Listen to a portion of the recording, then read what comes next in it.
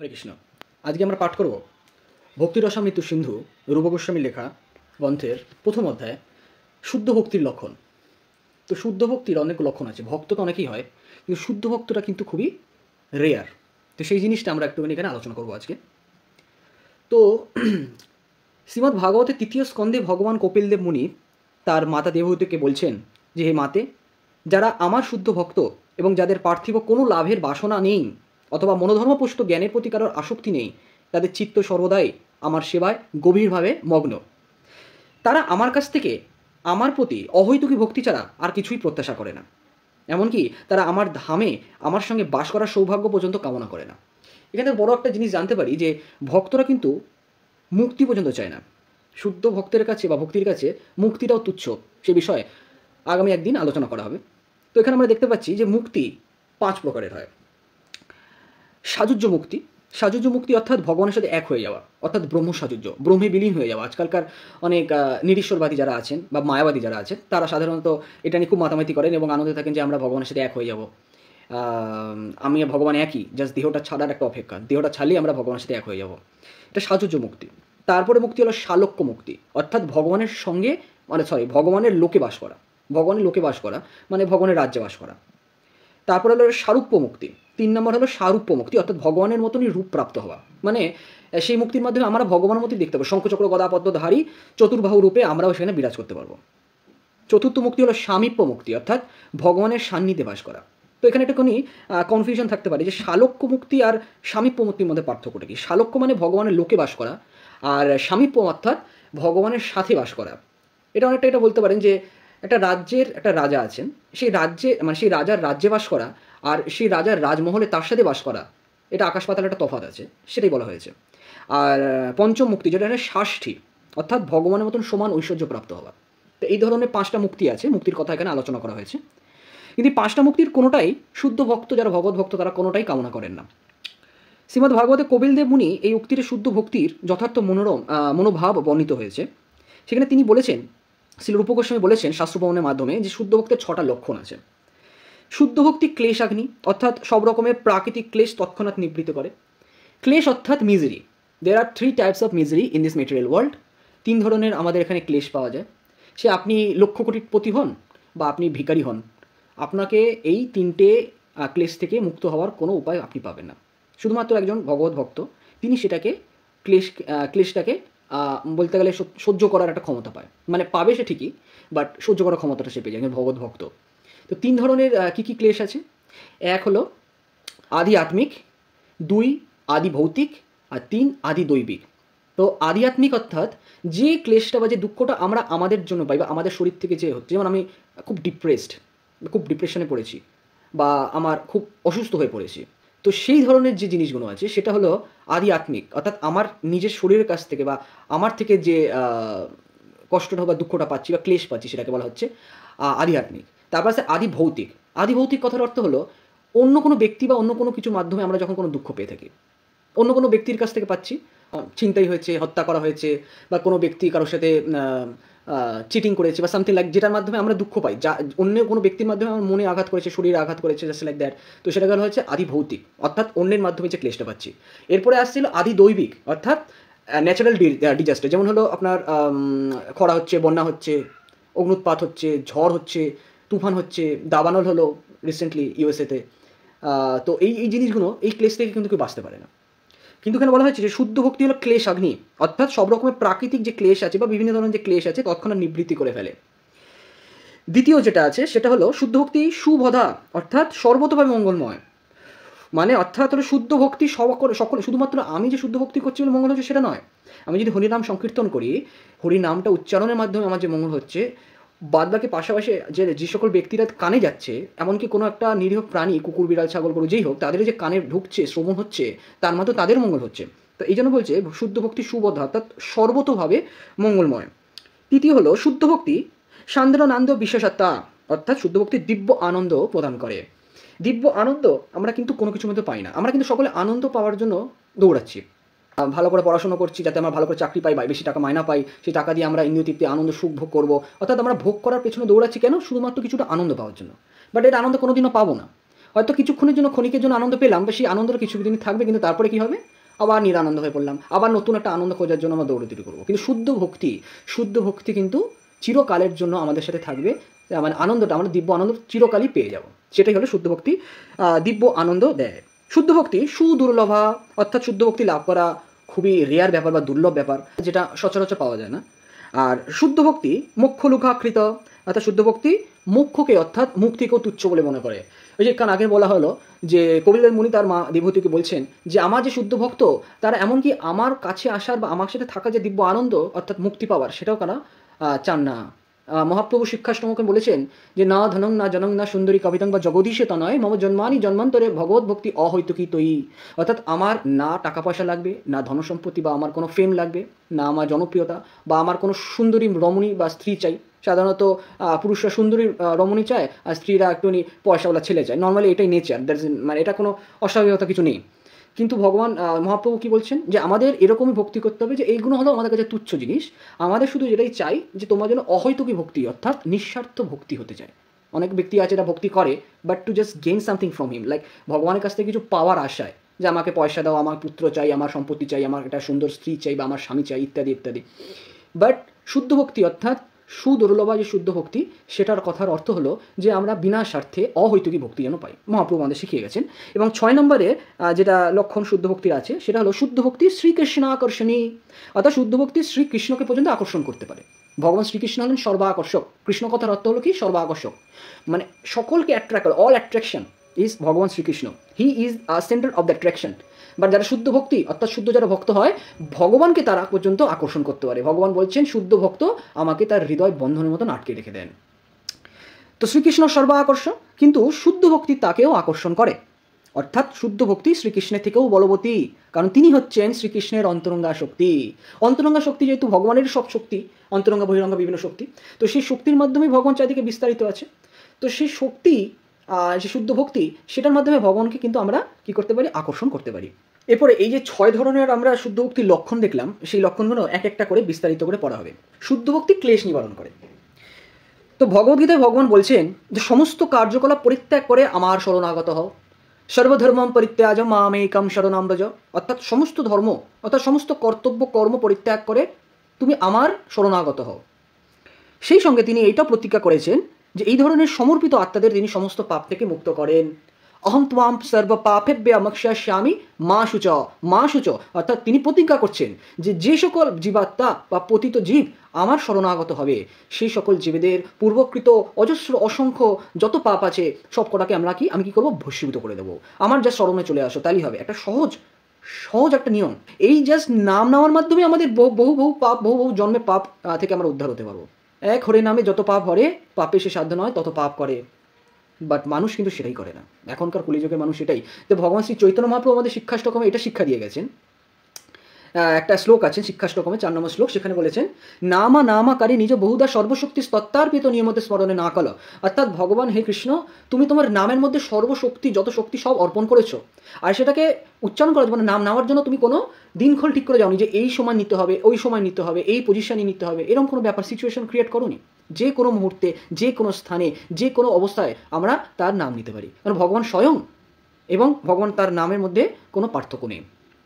তারপরে লাইনে ভগবান শ্রী চৈতন্য মহাপ্রভু বলছেন এতাদৃশী তব কৃপা ভগবান মাম ওপি দুর্দৈবম ঈশাদৃশম ইহাজনী না অনুরাগ। কিন্তু এই যে জাস্ট নাম নামার মাধ্যমে আমরা তোমাকে পেতে পারি, ভক্তি করতে পারি, কিন্তু আমাদের দুর্দৈব মন আমাদের এতটাই চঞ্চল, মানে আমাদের এমনই মতিভ্রম যে তোমার জাস্ট নামটাই নিতে পারি না। এটাই আমাদের সবচেয়ে বড় অপরাধ। তো এখানে বলেছেন শ্রী রূপ গোস্বামী বলেছেন যে এই জন্মের পাপ আর পূর্বকৃত পাপ এই দুটো হলো ক্লেশের কারণ। সাধারণত পাপকর্ম অবিদ্যার ফলেই ঘটে থাকে, কিন্তু অবিদ্যার অজুহাত দেখে কিন্তু কেউ পাপের হাত থেকে বা পাপের ফল বা পাপের ভোগ, যেটা মানে পাপ করলে যে ফল ভোগ করতে হবে তার থেকে কেউ বাঁচতে পারে না। যেমন আমাদের সরকারে বা ভারতের অনেক বা আমাদের যে সকল আইন শৃঙ্খলা আছে, বেশ আমি জানি না যে সংবিধানে কত আইন আছে বা কত নিয়ম কানুন আছে। তো আমি কোনো অপরাধ করে ফেললাম, বেআইনি কাজ করলাম, আর যখন আমাকে পুলিশ ধরতে আসলো তখন যদি বলি ও আমি তো জানতাম না এটা অপরাধ, বা আমি তো আইন পড়িনি, আমি তো জানি না এত আইন ব্যাপার আছে, তখন কি পুলিশ বলবে ওহো আপনি জানতেন না, আর ঠিক আছে তাহলে আপনি চলে যান, আপনাকে ছেড়ে দিলাম। এটা হতেও পারে আমাদের এখানে যদি একটু টাকা ঘুষ খাওয়ানো হয় বা ওরকম যদি অবস্থা হয়, কারণ সব জায়গায় তো করাপশন। বাট ভগবানের আইন তেমন নয়। ভগবানের আইনে যে পাপ করবে তাকে উপযুক্ত শাস্তি দেওয়া হবে। যখন কোনো অপরাধ করে শাস্তি দেওয়া হয় পুলিশ স্টেশনে, যখন তাকে পেটানো হয়, তখন যে ব্যক্তি বা পুলিশ তাকে মারে তার হৃদয় থাকে বুকের মধ্যে, কারণ তার রক্ত মাংসের শরীর।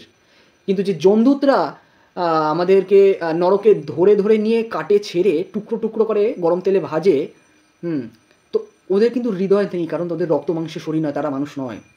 সেখানে কিন্তু কোনো ছাড় নয়। বাঙালি বলে আমি গর্বিত, এই হলো আমাদের দেহাত্ম অভিমান, অর্থাৎ আমি দেহগত অভিমান করছি, অহংকার করছি আমি বাঙালি।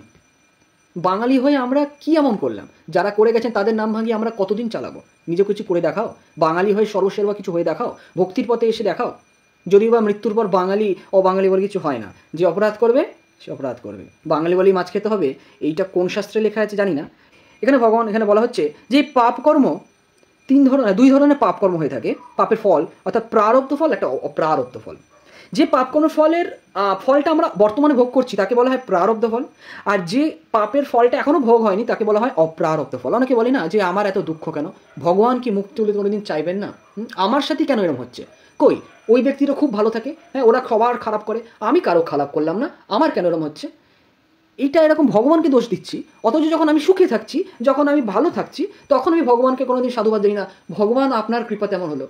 এটা হলো স্বার্থপরতা, এটা হলো দেহাত্মবনিতা। মানে আমরা এতটাই অভিমানিত এবং অহংকার আমাদের মধ্যে আছে যে আমরা কিছু ভালো পেলে আমরা নিজেদের গান গাইব, গুণগান গাইব, আর কিছু ভুল হলে তখন বলবো ভগবানের দোষ।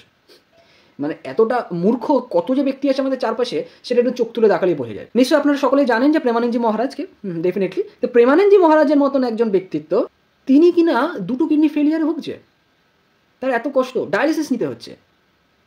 তার মতন একজন ব্যক্তিত্ব, সে যখন প্রারব্ধ ফল উপভোগ করছে, এতটা পরিমাণে কষ্ট সহ্য করছে, এমনকি আমার গুরুদেব জয়পতাকা স্বামী গুরু মহারাজ, যিনি এত বড় শুদ্ধ একজন ভক্ত, তার সারা শরীরে কিছু না কিছু জায়গায় কাটা ছেঁড়া, liver transplant, kidney transplant, skin cancer, I infection, তার সারা শরীর চলে না, কিন্তু তাও সে শুদ্ধ ভক্তি করে যাচ্ছে।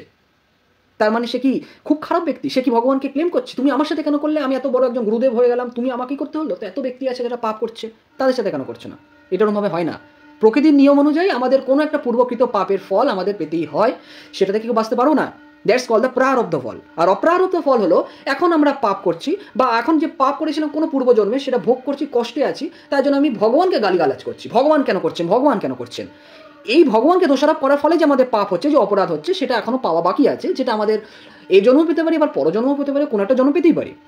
তো সেরকম যেগুলো পাপের ফল আমাদের পাওয়া বাকি থাকে, সেটাকে আবার 4টে ভাগে ভাগ করা হয়েছে পদ্মপুরাণ অনুযায়ী। পদ্মপুরাণে বলা হয়েছে যে পাপকর্মের ফল 4 প্রকারের হয়, যেগুলো আমরা পাইনি। সেটার 1 হলো অপ্রারব্ধ, 2 হলো কূট, 3 হলো বীজ, আর 4 হলো ফলোন্মুখ।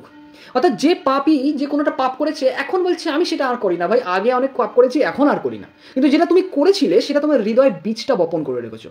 দিস ইজ লাইক আমি একটা মাটিতে একটা চারা ফেলেছি বা দানা ফেলেছি, তারপর আমি ভুলে গেছি, সেখানে জল পড়ছে, হাওয়া লাগছে, আলো লাগছে, সেখান থেকে নিশ্চয়ই কোনো না কোনো একটা সময় নিশ্চয়ই গাছ উঠবে। ঠিক তেমনই যেমন করে আমাদের হৃদয়ে পাপ কর্মের একটা বীজ বপন করে ফেলেছি, আর সেই বীজ থেকে কোনো না সময় চারা বেরাবে, আর সেই চারা গাছ থেকে যখন ফল হবে তখন সেই ফলটা ভোগ করতে হবে। এখন কোনো কোনো ছোটো ছোটো গাছ আছে যার ছোট অবস্থাতেই তাদের গাছ থেকে ফল হয়ে যায়, আবার কিছু গাছ আছে যার অনেক বড় অবস্থায় তাদের গাছ হয়।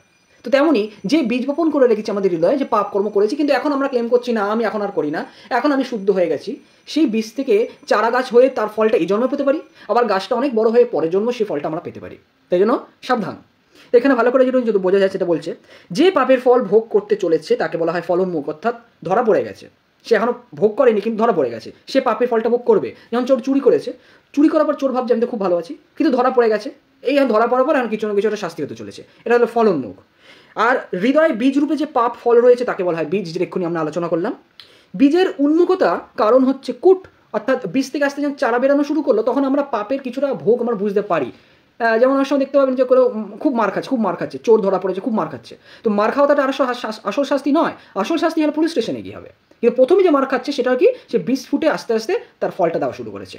আর যে পাপের ফল এখনো পাইনি, প্রকাশই হয়নি, অর্থাৎ সেটা হয়তো পরজন্মে পাবো, এখন গাছ বড় হতে সময় আছে, সেটাকে বলা হচ্ছে কি, সেটাকে বলা হচ্ছে অপ্রারব্ধ ফল। পদ্মপুরাণে এই বর্ণনা থেকে বোঝা যায় যে জড় কলুষ অত্যন্ত সূক্ষ্ম, কিন্তু আমরা যে পাপ করছি সেটা আমরা বুঝতে পারি না, যে কী হবে হোক না, কিছুই তো, এই তো ভালো আছি, এই বেশ ভালো আছি, বা সেটা তো এতটাই সূক্ষ্ম আমরা জানি না। এক ফোঁটা জল দিয়ে বিন্দু বিন্দুতে সিন্ধু হয়, ওই অল্প অল্প পাপ করে কোথায় পাপের রাশির জলধারায় আপনি ডুবে যাবেন আপনি জানতে পারবেন না। এই সূচনা, ফলন, পরিণাম, দুঃখরূপ তার ফলভোগ, এ সবই একটা বিশাল শৃঙ্খলের অন্তর্ভুক্ত। রূপ গোস্বামী শ্রীমদ্ ভাগবতের একটা শ্লোক উল্লেখ করেছেন, তৃতীয় স্কন্ধে 33 নম্বর অধ্যায় 6 নম্বর শ্লোক, যেখানে দেবহূতি তার পুত্র কপিলদেবকে বলছেন যে প্রভু, শ্রবণ কীর্তন আদি ভক্তিযোগের 9টি সাধনাঙ্গ আছে। কেউ যদি আপনার লীলা শ্রবণ, যশ কীর্তন, বন্দন, ভক্তিভাবে আপনাকে প্রণাম, আপনাকে স্মরণ আদি নববিধা ভক্তির যে কোনো একটা অঙ্গ অনুশীলন করেন, তাহলে তিনি তৎক্ষণাৎ যজ্ঞানুষ্ঠান করার যোগ্যতা অর্জন করেন। তিনি যদি চণ্ডালকুলেও জন্মগ্রহণ করে থাকেন, তবু ভক্তিযোগের প্রভাবে তিনি সর্বতভাবে পবিত্র হতে পারেন। কারণ শ্রীমদ্ ভাগবত নির্ণয় করা হয়েছে যে ভক্তি সহকারে ভগবানের সেবায় তৎপর হলে চণ্ডাল কলুদ্ভূত মানুষও বৈদিক যজ্ঞ করার একটা যোগ্যতা অর্জন করছে।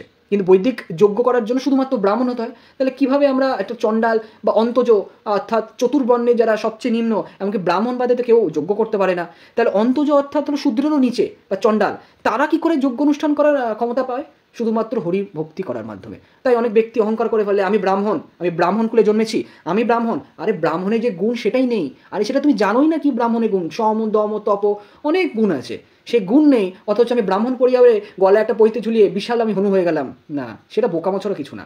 শাস্ত্র জ্ঞান নেই, সকলকে সমান চোখে দেখা নেই, ব্রহ্ম উপলব্ধি করতে পারিনি। যে ব্যক্তি আমিষ খাচ্ছে আবার সে ব্রাহ্মণ হয়ে যাচ্ছে। এই ব্যাপারটার জন্যই এখনকার সমাজ এই অবস্থা। আর সমাজে সাধারণত যারা বুদ্ধিজীবী মানুষ তারা ব্রাহ্মণ হয়, কিন্তু এখন ব্রাহ্মণ কোথায়? সবই তো অশুদ্ধ চণ্ডাল। সবাই পুজো করছে, বাইরে এসে সিগারেট বিড়ি খাচ্ছে, আবার পুজো করতে ঢুকছে। তো এটা চণ্ডাল নয়? তারা মাছ মাংস খেয়ে তারপরে সে মায়ের পুজো করছে, এটা চণ্ডাল নয়? এখন ভক্তিটা যদি সর্বোপরি হয়, তাহলে শাস্ত্রের এই সিদ্ধান্তগুলো কি? অনেকে বলে মনে ভক্তি আছে, তো যা খুশি খাই না কেন। একটা শ্লোক আছে, ভালো করে জানবেন, আহার শুদ্ধ সত্য শুদ্ধ। আপনার যে অস্তিত্ব সেটা শুদ্ধ করার জন্য আহারটাকে শুদ্ধ করা প্রয়োজন। আপনার যে জড় জগৎ, আপনার জড় শরীর, সেটাই আপনার শুদ্ধ না, চিত্ত শুদ্ধ হয়নি। আপনি কিসের মায়ের পুজো করছেন, বাবার পুজো করছেন? ভগবান শ্রীকৃষ্ণ তো বাদই দিন, এ ধরা ছোঁয়ার বাইরে। সাত্ত্বিক হয়ে যদি কোনো পূজা অর্চনা না করেন, আপনার বাবা মাকেও আপনাকে বাঁচাতে পারবে না, নরকে পতিত হওয়া আপনার বাধ্যবাধকতা। কারণ শ্রীমদ্ ভাগবতে পরিষ্কার উল্লেখ করা হয়েছে দ্বাদশ স্কন্ধে যে কোন ব্যক্তি কি আহার করলে বা কোন ব্যক্তি কি আচরণ করলে তাকে নরকে টেনে নিয়ে যাওয়া হয়।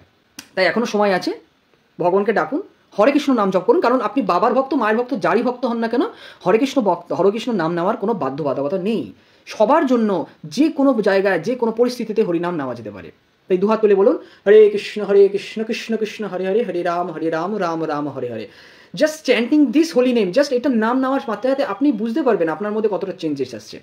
আপনার মধ্যে কোনো অ্যাংজাইটি ফিল আসবে না, আপনার কোনো হেডেক থাকবে না, আপনার মধ্যে দুশ্চিন্তা আসবে না, জন্মমৃত্যুর উপরে আপনি ভাবনা চিন্তা করবেন। আমাদের সবচেয়ে মৃত্যুর ভয়টাই থাকে, সব কিছু ফেলে চলে যাবো, তারপরে কি হবে?